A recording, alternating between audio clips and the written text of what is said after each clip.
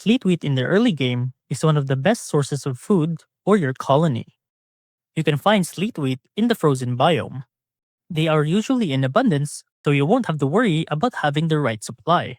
Wild sleet wheats can also be harvested as well, but these tend to be scattered around the biome and take too much duplicate labor, so we have to domesticate them.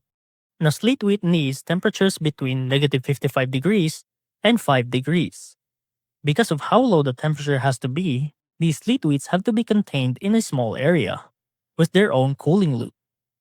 We have to make a balance of meeting the temperature requirement of the sleet wheat and preventing the water inside the pipes that's supplying water into the sleet wheats from freezing.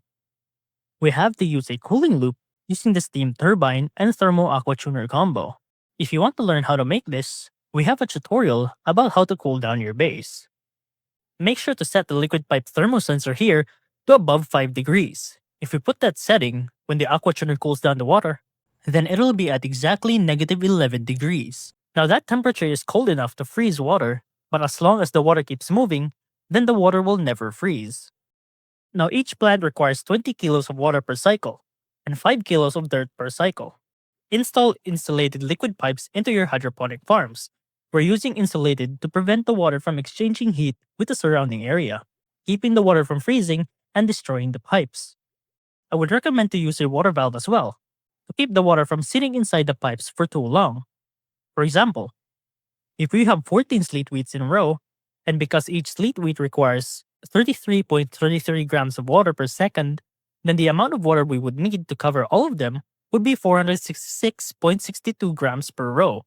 And since we have 3 rows in our setup, we multiply that by 3 and we get 1399.86 grams per second to keep everything in check. So we set the water valve to only set out at least 1.4 kilos of water.